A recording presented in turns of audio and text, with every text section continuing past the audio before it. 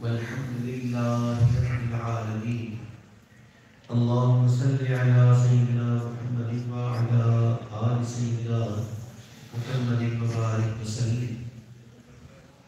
اللهم صل على سيدنا محمد وعلى آل سيدنا محمد وبارك وسلم. اللهم صل على سيدنا محمد وعلى آل سيدنا محمد وبارك وسلم. Every human, every person has to go through trials and tribulations of this world. There's none of us who can claim that there has been no difficulties, no hardship in their life. The reality is that this is how this world is made up of. And it is filled with hardships. It is filled with difficult times. And these difficult times are mixed with good times. Anybody who thinks that I should not get any troubles in this world, I should not face any difficulty in this world, he is fooling himself. Dari dunya kase begam na baashe. Dari dunya kase begam na baashe. Agar baashe bani adam na baashe. And in this world, there's no one who's free of sadnesses and who's free of difficulties and hardships.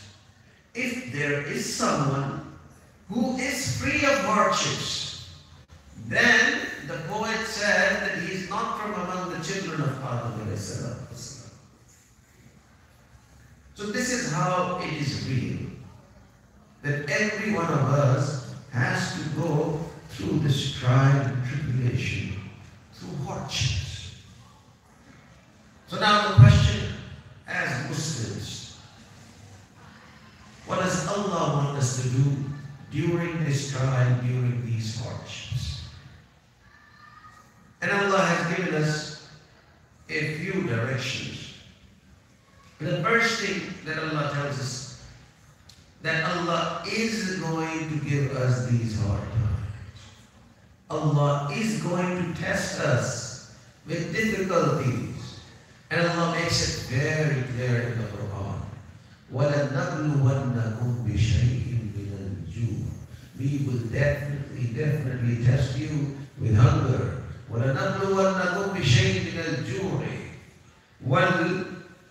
وَنَقْصٍ مِنَ الْأَمْوَالِ, and the loss of your wealth, وَالْأَنفُسِ وَالثَّمَرَاتِ, and loss of your people, and loss of your fruits. The thing that you worked for, sometimes you even lose that. So these trials, these tribulations, these difficult times are going to come. And not only Allah mentions it once in the Quran, mentions it again and again. وَجَعَلْنَا بَعْضُكُمْ لِبَعْضٍ فِتْنَةً. We have made a few people a trial for other people. So some people will bug you. Some people will make life difficult for you. Some people will make it very hard for you to live in this world. This is how Allah has made this world. Atasbirun, are you going to do sabr? Are you going to show patience? وَكَانَ رَبُّكَ بَصِيرًا. Your Lord is looking at you carefully. So no matter who you are, if you are the king of the biggest country in the world, or if you are a homeless person in the smallest country of the world, you will have to go through this period of trial and tribulation. So it is going to happen. Nobody can stop this. The Prophet ﷺ once made a diagram on the ground. Allah. So the Prophet ﷺ had many different ways of explaining things. Sometimes the beloved messenger would explain with his words. And sometimes he explained by making diagrams. So he made a diagram on the ground. And in that diagram, there was a straight line, and that line ended at a certain point. And next to the line, after a few intervals, there would be another line. So it was something like this, a straight line like this. Then there were some lines close to it, then above it, then above it, then above it. And then he explained to the Sahaba, to the companions, that this straight line is the line of your life. These lines that come after every few intervals which touch your life, these are the trials and tribulations, the difficult times. So after every few moments of your life, after every few years or after every few months of your life, it is going to happen that you will have to face a trial. Then it is going to get over. Then after some time, another trial is going to come. Then it is going to be over. Another trial is going to come. And then there's a final line on top of this line, like this. He said, this is the line that describes that your life is now finished. So till the time you end up in your grave, these difficult times will crop up every now and then. This is how this life is. And one has to accept this. There is no other option. That the life will be like this. If we expect that this is not going to happen in life, that I will go through any difficult time, then the place where there is no difficult time is Jannah. And there will be no difference between dunya and the Jannah. So this life is like this. And the Prophet sallallahu alaihi wasallam has explained to us time and again that Allah subhanahu wa ta'ala is going to test us with difficult times. So first step in dealing with difficult times is to first accept that these difficult times will come. Nobody can escape with difficult times, no matter how much your salary is, no matter how big a house you live in. And sometimes it so happens that the person with more salaries and a bigger house lives on a more difficult situation than anybody else. So the first thing to accept is to accept the fact that difficult times are going to come. But the second thing is even more important. And what is that second thing? That we have to accept that these difficult times are coming from Allah. This is where we miss. And that is why we end up arguing with our wives. Sometimes we argue with our children. Sometimes we argue with our friends. Because we're upset at them. My manager did this. You argue with the manager. You fight with the manager. And such worker did this. Why did my uncle say this to me? And these difficult things that come to us, we always tend to blame people. And when we blame people, then we end up saying to Allah, not with our tongues, but with our actions, that we do not believe firmly that difficult times are here because of Allah. We believe that difficult times are here because of these people. So that's why we end up fighting with this man and fighting with that man and not happy with this one and not talking to this one. And instead, Allah subhanahu wa ta'ala says, whatever calamity befalls you, it is from no one other than Allah. So there are two things, there are 3, 4 steps that we have to look at while dealing with difficult times.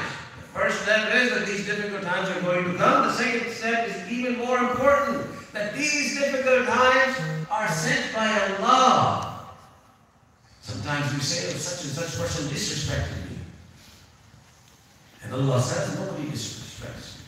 وَتُعِزُّ مَنْ تَشَاءُ وَتُذِلُّ مَنْ تَشَاءُ. It is Allah who gives respect to you, and it is Allah who disgraces you. There's nobody who does it. So that is why, if somebody disgraces you, don't be upset. If somebody who believes that all of the troubles and hardships that come across to me are from Allah, then he will turn towards Allah when these difficult times come. That is why in Persian there's a beautiful saying, Kahre darwesh bar jane darwesh. That the anger of the pious man, the anger of the saint of Allah, the friend of Allah, the anger of the friend of Allah is only and only for himself. So in other words, if he's being disgraced by somebody, blames himself.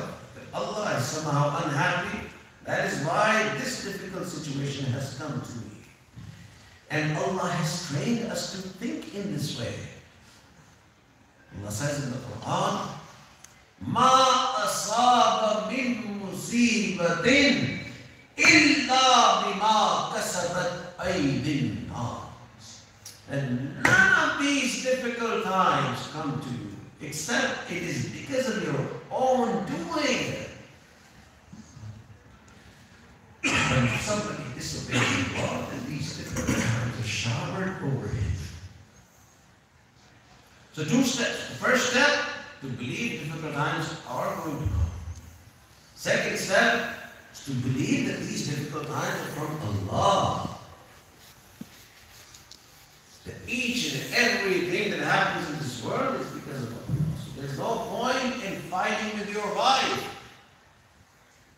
And there's no point in fighting with the friends, and there's no point in keeping, bad hatred inside of your heart for other people.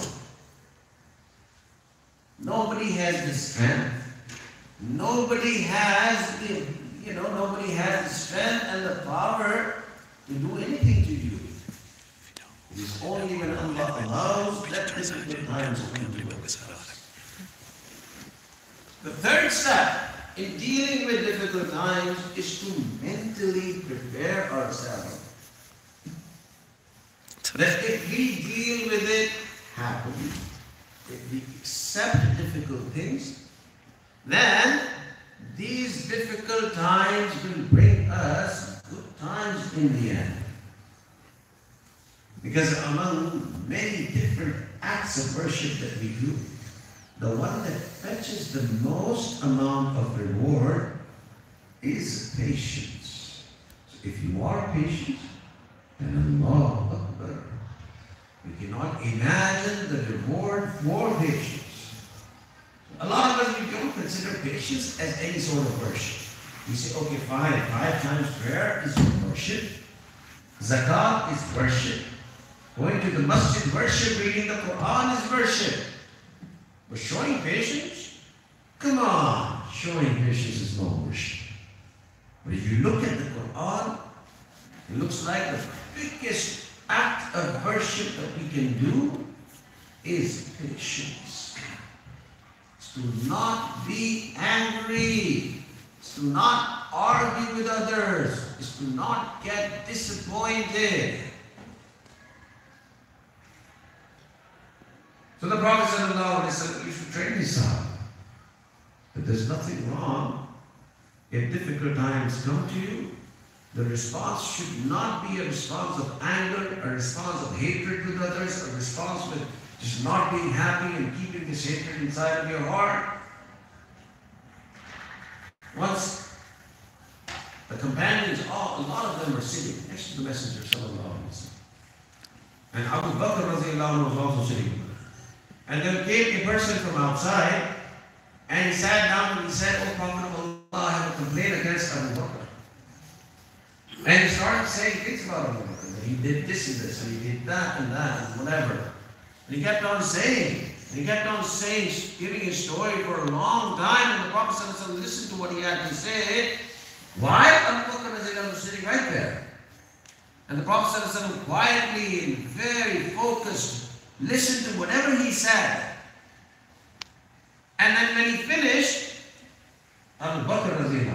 Prophet of Allah, now let me explain what he's saying is actually not like the way he's saying it. But as soon as Abu Bakr said something, the Prophet got up and started leaving. So Sayyidina Abu Bakr said, "Oh Prophet of Allah, you listen to what he said. Are you not going to listen to what I said? What I'm going to say? Are you not going to let me defend myself?"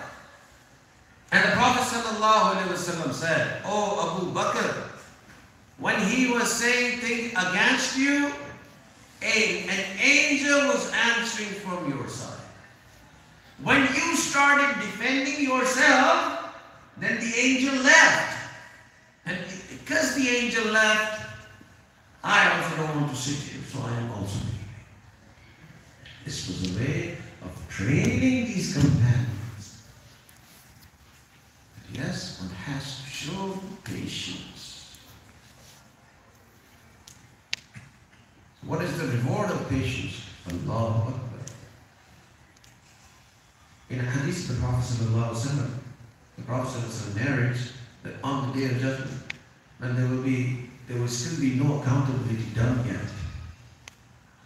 And an angel will call out that who are those people who did sabr in the world, so much so that while showing this patience, tears started coming out of their eyes. Who are those people? That they had to force themselves to show patience. Who showed patience in such a way that they did not act upon their anger or their disappointment or whatever it was, but in this process, tears fell down from their eyes. Who are those people? And a few people will get up, some more will get up, and then a group of people will gather that we are those who in this world they had to face such difficult times that they did not respond, but tears came out from the eye. So then this angel is going to say, "Okay, come with me. I have to take you guys somewhere." And this is on the Day of Judgment, and there is no accountability done yet. And this angel is going to take them to the door of Jannah.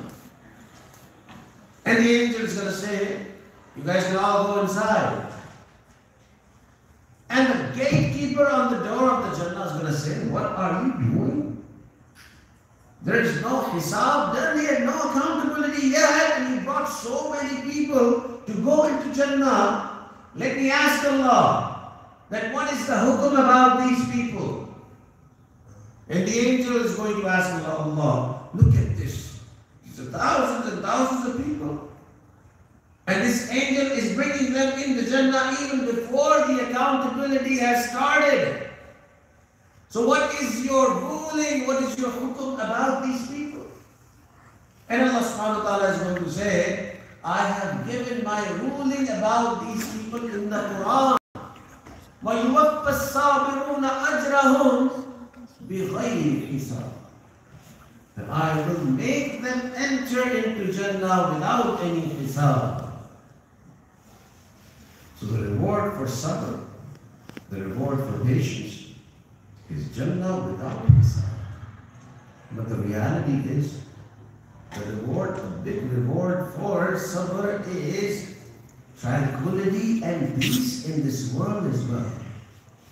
The one who does not have sabr, and he wants to argue, and he wants to say that my way is highway, and he has to understand that there will be no peace and tranquility in this world. The Prophet ﷺ has said that the neighbors that you have, the bounties that you have from Allah, all the bounties that you have from Allah, among those bounties, the biggest of all these bounties is sabr. So all the gifts, all the neighbors, all the mercies that you have, among them the best one that you have is sabr. The more sabr you have, the easier this life is. And if you don't have sabr, then even if you are the president of a country, even if you have the wealth of the richest man in the world, you will still not be happy. And if you have sabr, you will be fine with whatever Allah has given you. That is why Allah promises, Inna Allah wallahu yuhibbu as-sabirin, that Allah loves those who do sabr. The question is, what exactly is sabr? And the scholars have said, well, sabr is two things. Sabr for the higher level of people, the people who are very close to Allah, that they say, okay, fine, I have been given this situation that I am in. It is a difficult time for us. So he accepts that this is from Allah, and times will change, and he does tawakkul on Allah.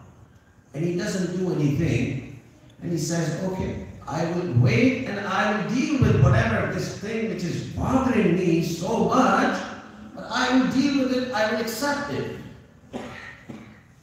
For example, if you have a child who's not listening to you, who's doing something which is against your mind, against your thinking, whatever, but you say, okay, this is from Allah, and I will deal with it very calmly. This is the sabr of a higher level people. And then there is a sabr for people who say, okay, fine, this is what Allah has ordained, this is what Allah has done, and I cannot change this, but because I like this instead of what Allah has asked me to do, then this is what I want, that I ask Allah for whatever Allah has ordained for me. So he makes dua. So either one of these two things, whether you stay put and you say, I accept what Allah has done, or instead you make dua to Allah, these are the ways of dealing with these situations. And then Allah makes a way out.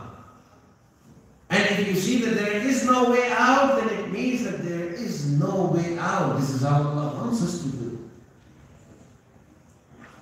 So sometimes a lot of people make dua, but the duas are not accepted. So the duas are not accepted, and they think that the duas are not accepted. But the reality is that Allah accepts the duas of each one of us. The Prophet ﷺ said that duas of each one of us is accepted by Allah. But there are three ways of accepting the dua. And one is that a person makes dua and Allah accepts it the way He made it. He asked for something and Allah gave him that thing. This is one way of accepting the dua, but this is the lowest level of accepting the dua. Then there is a higher level of the acceptance of dua. And what is that higher level of the acceptance of dua? That a person makes a dua to Allah, and Allah does not grant him what he is asking for. Because sometimes Allah knows that whatever he is asking for, there is no good for him in this. And instead Allah subhanahu wa ta'ala removes something which is very bad for him. Removes a difficulty from him. So this is an even higher level of acceptance of dua. Sometimes young people say that I want to get married into a certain family, or I want to get married to this girl, or girl says I want to get married to this boy. He doesn't know what the future holds. Allah knows. And he also makes dua day in, day out. But the dua is not accepted. It is sometimes because of the barakah of the dua that you are making that Allah does not put you where you were not, where it was difficult for you.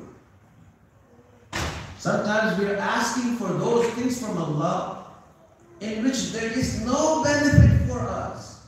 And it is because of the barakah of this dua that Allah doesn't grant us that.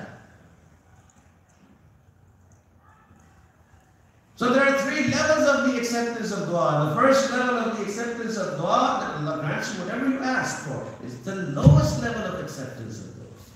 Then there's a higher level, that Allah doesn't give you that which you ask for. It gives you something even better. It removes those difficulties that are coming your way. And then there's a third level, the highest level of the acceptance of dua. And what is that highest level of acceptance of dua? That neither Allah grants you that which you're asking for, nor He removes those difficult times that were coming across to you. But instead, Allah decides to give you the reward for making this dua in the akhirah. And the Prophet ﷺ says that in the akhirah, when He will see the reward for those duas that were not accepted in this world, He will take a big, loud sigh and He will say, if this was the reward that I was supposed to get in the akhirah, I wish none of my duas in the world were ever accepted by Allah. So these are the three levels of duas. The best way to deal with difficult times is dua. But before making that dua, you have to say to Allah, oh Allah, it is because of you that these difficult times have come. I accept these. And it is because of my sins. This is what Allah likes from us. That when difficulties come, you should not blame him and him. You should not blame this person and that person. You should first of all, the first step is to blame yourself. And the second step is to make dua. Allah. There was a woman who was making tawaf of Baytullah, and she continuously kept on saying, oh Allah, I am here to tell you that I am still happy with you. Oh Allah, I am telling you I am still happy with you. She kept on saying this for 7 rounds of the Baytullah. She kept on saying that. There's a big sheikh who was also doing the tawaf of the house of Allah, and he kept on listening to what she was saying. So at the end of the tawaf, he went up to that woman. That, oh my sister, what difficult time have you gone through that you have kept on saying? You've kept on saying this. That, oh Allah, I am still happy with you. And then she explains the difficult time that she went, or the difficult time that she faced. And that difficult time was, she says that I had 3 sons. 2 of them were like toddlers, and 1 of them was in my lap. And I was making bread, I was warming the bread in the oven. And my 2 sons were playing a little farther from me. We used to live in this house which was in a farm. So I heard a loud voice from one of my children. And I ran. And I saw that out of these 2 kids, one actually put his knife on the neck of the other one. And they were playing, and how do you cut the throat of the goat? Let me show it to you. And he actually cut the throat of his brother. And my son passed away right in front of my eyes. And then I went on to look for the other son, the one who slit the throat of my other son. And when I went outside in the farm, I saw that the snake had bitten my other son, and he had also passed away. Allah. And I remember that my baby, the infant, who was in my lap, I kept him right next to the oven. Next to the tandoor. The tandoor in those countries are like ovens which are in the ground. And she said that when I went back to that 3rd son, he had also crawled inside of the oven, and he had also passed away. Allahu Akbar. And then she tells the sheikh, the sheikh,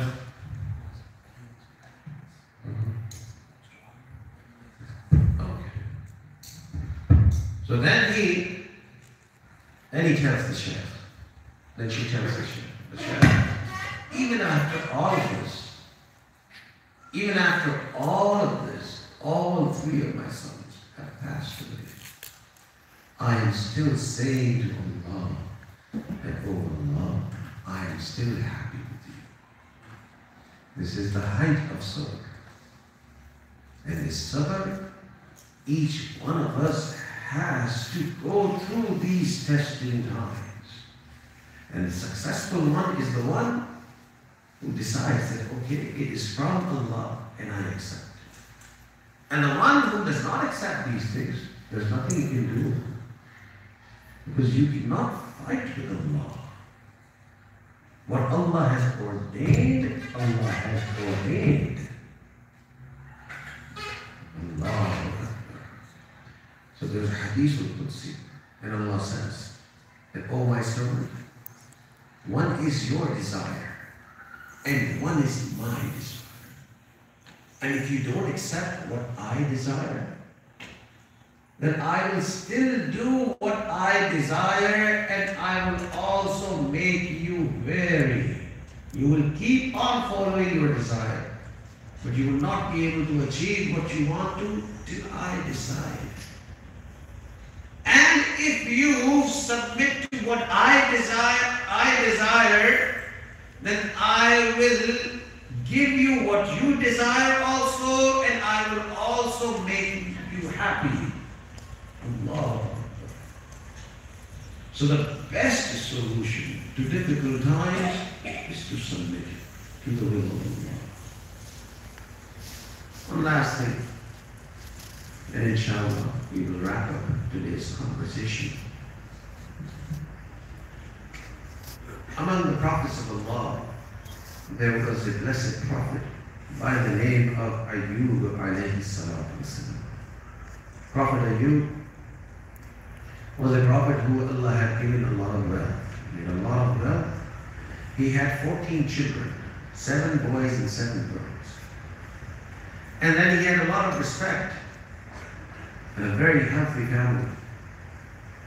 And in the hadith of the Prophet sallallahu alaihi wasallam, the Prophet sallallahu alaihi wasallam narrates that Shaitan once said to Allah, that, oh Allah, this man, he does so much worship of you, and he guides so many people towards you. It's all because you've given him so much. You've given him wealth, you've given him children, you've given him respect in the society, you've given him good health, all of these things. So obviously he's gonna do a lot of worship. And Allah said to the Shaitan that I will tell you that this is not the case. This servant of mine will do my worship no matter what. So then, to show the Shaitan, Allah subhanahu wa ta'ala took away all of his wealth. Person who was the richest man in the area became the poorest. All of his business, all of his whatever belongings were, somehow were all lost. Complete bankruptcy. And to say this is easy, but to accept and actually go through this is very difficult. I know people myself, and you also must be knowing people, who when the businesses go down, they become sick. The business is going down and the blood pressure is going up. So we are such people that we cannot even withstand a small amount of loss. What about the person who owns so much, is the richest man around, becomes the poorest person, nothing in his hands anymore. So lost all of his wealth. Then he had 14 children. And in the hadith it is narrated that all 14 of them died in front of the eye of the father and the mother. Allah. Very difficult. This is the height of how difficult times could get. The reality is that the way we are built, we cannot even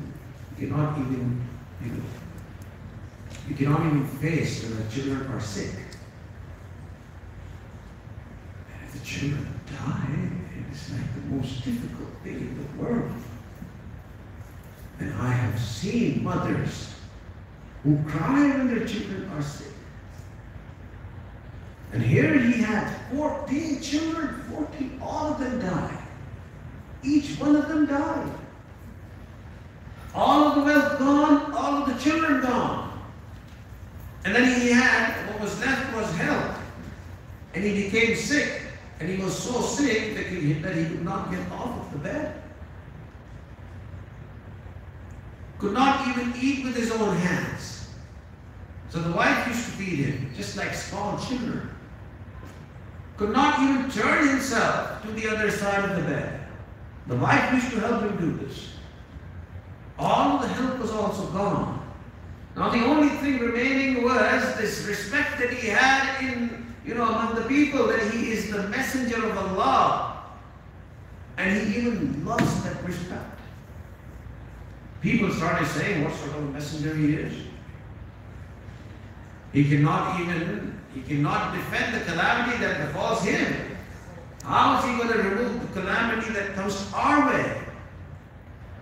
So then the people of the city, they said to the wife that you take him outside of the city. We don't want him in the city.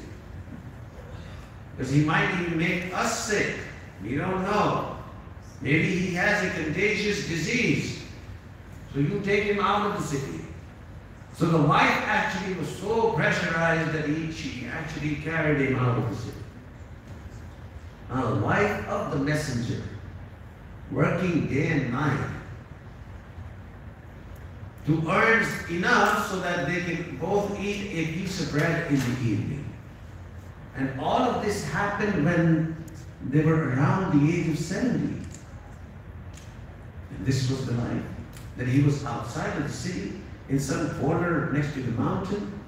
The wife would work the whole day, she would come back, and then they would eat one piece of bread, both of them.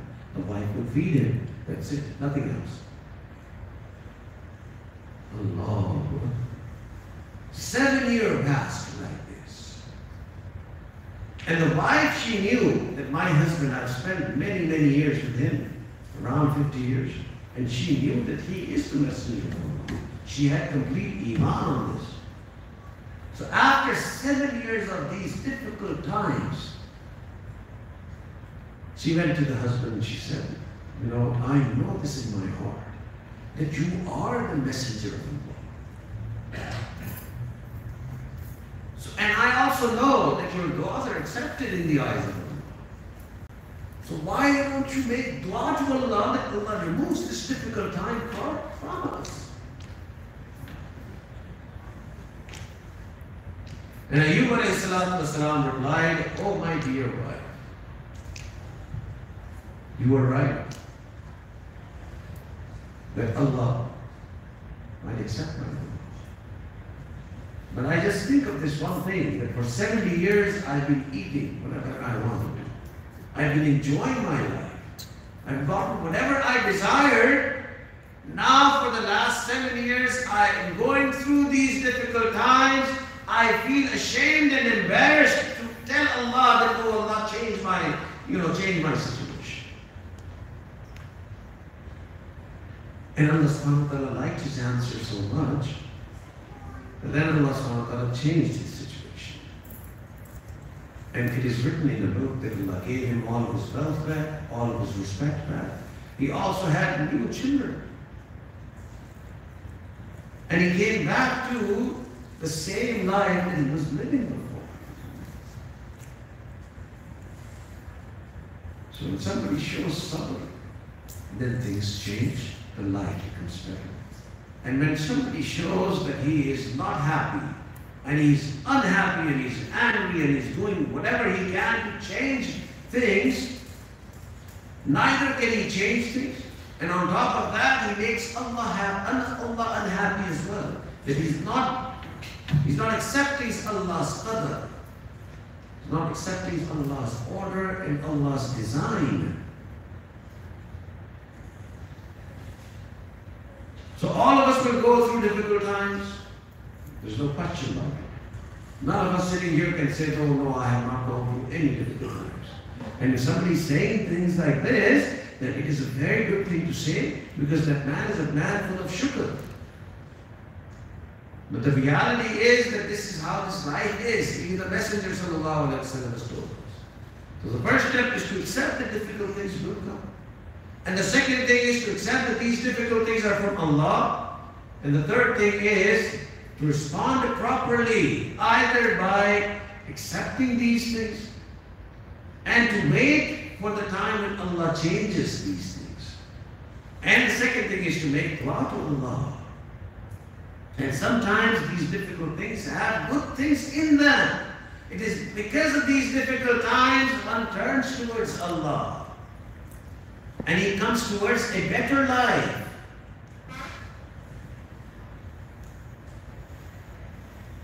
Now there's no option left for us except that we accept these things and these difficult times as our own faults.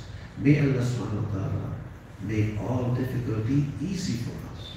And may Allah give us the strength to bear these difficult times. And may Allah subhanahu wa ta'ala grant us this ni'mah, this bounty of sabr. Before we make a dua, I would request all of you to close your eyes and bow your head and try to remember Allah inside of your hearts for a few minutes, and then inshallah we make dua.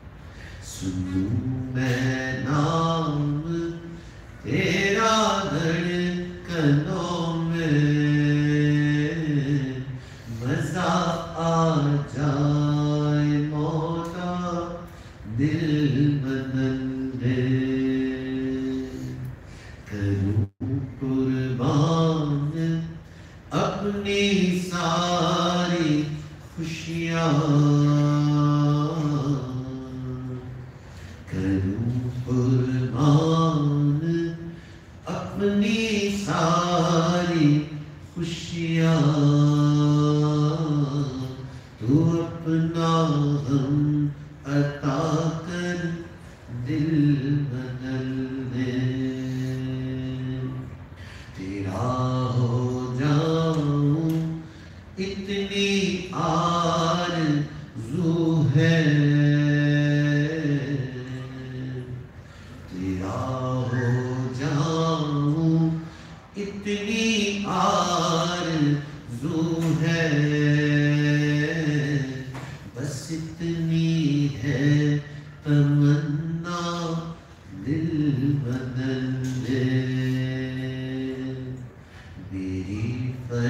فریاد سن لے میرے مولا،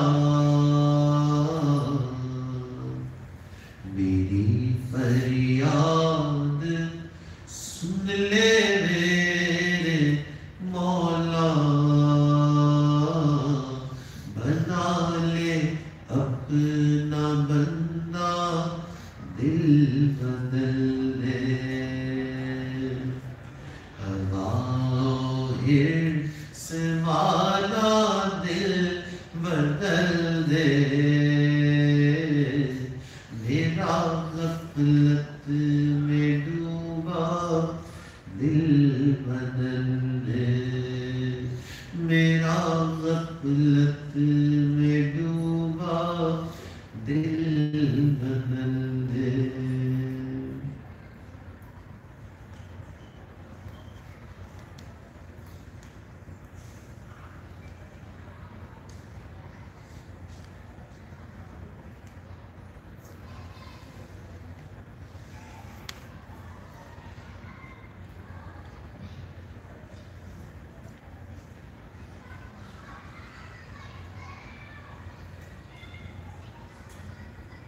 لا الہ الا اللہ محمد رسول اللہ۔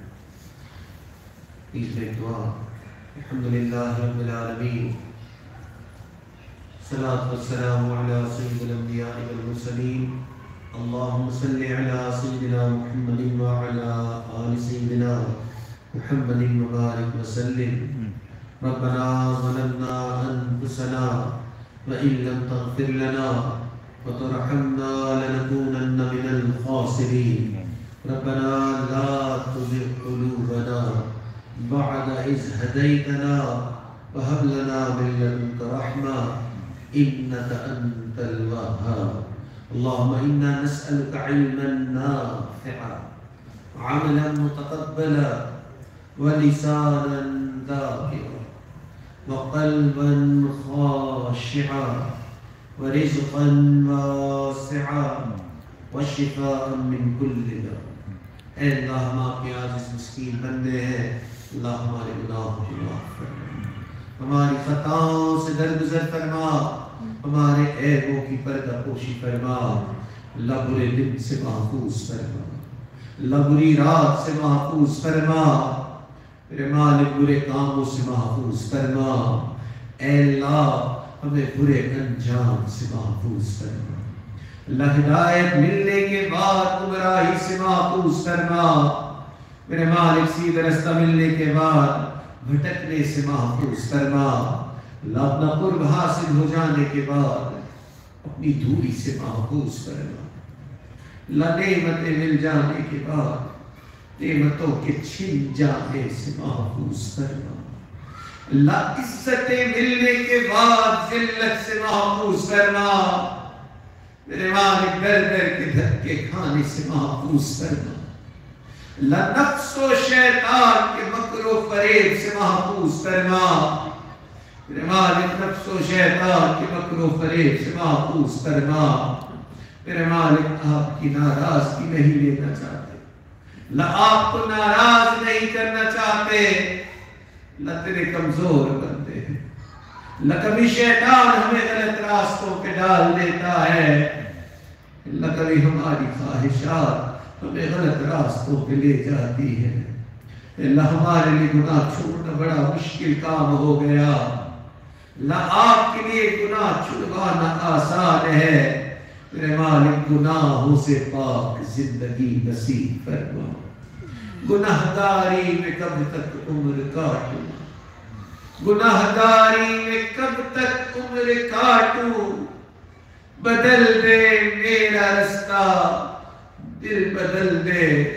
ہوا و حرص والا دل بدل دے، میرا غفلت میں ڈوبا دل بدل دے، میرے مالک جس طرح آپ کی نعمتوں پہ شکر کرنے کا حق تھا، اللہ وہ حق ادا نہ کر سکے، نہ جس طرح آپ کو یاد کرنے کا حق تھا، میرے مالک وہ حق بھی ادا نہ کر سکے، اے اللہ جس طرح گناہوں سے بچنے کا حق تھا، اے اللہ وہ حق بھی ادا نہ کر سکے، اللہ تیرے کمزور بندے ہیں، اللہ اپنی کمزوری کا اعتراف کرتے ہیں۔ اللہ ہماری کمزوری کا عالم تو یہ ہے کہ رات توبہ کرتے ہیں، صبح توبہ توڑ بیٹھتے ہیں۔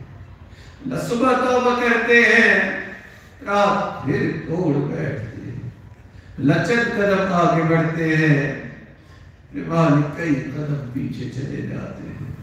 اللہ ہمارے لیے گناہ چھوڑنا بڑا مشکل کام ہو گیا، اللہ آپ کے لیے گناہ چھڑوانا آسان ہے۔ میرے مالک رحمت کا معاملہ فرما، اللہ آپ کی رحمت کی نگاہ پڑتی ہے۔ فضیل بن ایاز جیسے ڈاکوؤں کے سردار کو آپ اپنے اولیاء کا سردار بنا دیتے ہیں۔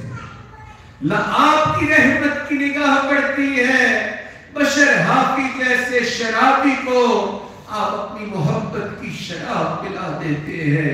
اللہ ایک رحمت کی نگاہ ہم پہ بھی ڈال دیجیے، اللہ ایک رحمت کی نگاہ ہم پہ بھی ڈال دیجیے۔ میرے مالک میں نیک نہ بن سکا، اللہ تیرے نیکوں میں آ کے بیٹھ گیا، اللہ نیک نہ بن سکا، اللہ نیکوں میں آیا بیٹھا۔ اللہ ان نیکوں کی برکت سے میرے مالک ہمیں بھی نیکی نصیب کرے، اللہ ان نیکوں کی برکت سے اے اللہ ہمیں بھی صبر نصیب کرے، اللہ ان نیکوں کی برکت سے اے اللہ ہمیں بھی اپنی محبت کا ایک قطرہ نصیب فرما، اللہ اپنے پیارے محبوب کی محبت نصیب فرما، اے اللہ نماز کی حضوری نصیب فرما، اللہ سجدے کا سرور نصیب فرما، اے اللہ رات کے آخری پہر کے مناجات کی لذت نصیب فرما۔ اللہ وہ تیرے کیسے بندے ہوتے ہیں، رات کے آخری پہر میں تیرے سامنے ہاتھ پھیلاتے ہیں، تو نے انکار نہیں کرتا۔ اللہ وہ تیرے کیسے بندے ہوتے ہیں، رات کے آخری پہر میں تیرے سامنے محبت بھرے سجدے کرتے ہیں، تو ان کے تذکرے اپنے فرشتوں میں کرتا ہے۔ میرے مالک ہمیں بھی ان میں شامل فرما، اللہ ہمیں بھی ان میں شامل فرما۔ اے اللہ جہاں جہاں مسلمان پریشانی کے عالم میں ہے، اللہ ان کی پریشانیوں کو دور فرما۔ اللہ جو گھر بار کی وجہ سے پریشان، اللہ ان کی پریشانیوں کو دور فرما۔ اللہ جو کام کاروبار کی وجہ سے پریشان، اللہ ان کی پریشانیوں کو بھی دور فرما۔ اللہ جو اولاد کی وجہ سے پریشان، اللہ ان کی پریشانیوں کو بھی دور فرما۔ اللہ اولاد کے غموں سے محفوظ فرما، اللہ اولاد کے دکھوں سے محفوظ فرما۔ اللہ ہماری اولادوں کی ایمان کی حفاظت کرنا، اللہ قیامت تک کی آنے والے نسلوں کی ایمان کی حفاظت کرنا۔ میرے مالک اپنی رحمتوں کا سایہ عطا فرما، اللہ اولادوں کو بااخلاق کرنا، اللہ والدین کی آنکھوں کی ٹھنڈک کرنا۔ میرے مالک جو اپنی صحت کی وجہ سے پریشان، اللہ ان کی پریشانیوں کو دور فرما۔ اللہ بچہ جب پریشان ہوتا ہے ماں باپ کی طرف دوڑتا ہے، اللہ بندہ جب پریشان ہوتا ہے پروردگار کی طرف لوٹتا ہے۔ اے بے کسوں کے دستگیر، اے ٹوٹے دلوں کو تسلی دینے والے، اے خالی جھولیوں کو بھر دینے والے، اے مشکل میں پڑے ہوں کو مشکل سے نکال دینے والے، اے زمین اور آسمان کی چابیوں کے خزانوں کی چابیوں والے، میرے مالک رحمت کا معاملہ فرما۔ اے اللہ ہمارے گناہوں کی نحوست کی وجہ سے اللہ ہماری دعاؤں کو رد نہ فرما۔ اللہ آپ کے تو ہمارے جیسے ارب و کرم ہیں، میرے مالک ہمارا آپ کے سوا کوئی نہیں۔ اللہ اپنے در سے خالی ہاتھ نہ فرما، اللہ اٹھے ہوئے ہاتھوں کی ناز فرما، اللہ اٹھے ہوئے ہاتھوں کی ناز فرما۔ میرے مالک جو مانگا وہ بھی عطا فرما، اللہ جو مانگنا چاہیے تھا نہیں مانگ سکے میرے مالک وہ بھی عطا فرما۔ اے اللہ کرم کے فیصلے فرما، اللہ دلوں کو بدل دیجیے، اے اللہ دلوں کو بدل دیجیے، اے اللہ ہمارے دین و حرم کی حفاظت فرما۔ اے اللہ ہمیں بار بار اپنے گھر کا دیدار نصیب فرما، اللہ اپنے پیارے محبوب کے در کی حاضری نصیب فرما۔